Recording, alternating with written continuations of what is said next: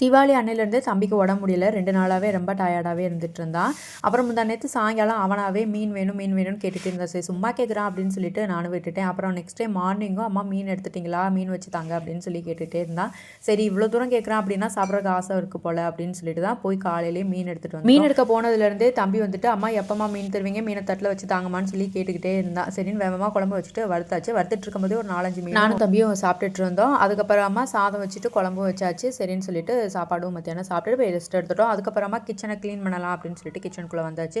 மீன் எடுத்தாலே என்னென்னு தெரியல, அந்த ஸ்மெல் அப்படியே சுற்றிக்கிட்டே தான் இருக்கும். எவ்வளோ நேரம் ஆனாலும் சரி அந்த கிச்சனை கழுவுற வரைக்குமே அந்த ஸ்மெல்லு சுற்றிக்கிட்டு தான் இருக்கும். நான் லைட்டாக லிக்யூட் மட்டும் போட்டுவிட்டு அந்த கிச்சனில் உள்ள அடுப்பு, அந்த மேடை, எண்ணெய் தெரிச்சிருக்கோம் இல்லையா, அது எல்லாத்தையும் லைட்டாக க்ளீன் பண்ணி விட்டு அப்புறம் பாத்திரம் இருந்தது அதையும் விளக்கி வச்சாச்சு. இந்த பேக் வந்து மீன் வாங்கிட்டு வந்தது, அதையும் துவைச்சி போட்டு விட்டுட்டு சிங்கையும் கழுவி. இப்போலாம் தம்பி நான் சூஸ் பண்ணுற சாப்பாடை விட அவன் வந்து கேட்டு வாங்கி சாப்பிட்ற அளவுக்கு பெரிய பிள்ளையாயிட்டான். இனிவே வளர்ந்துட்டுருக்கான், அதை மட்டும் அக்செப்ட் பண்ணிக்கிறணும்.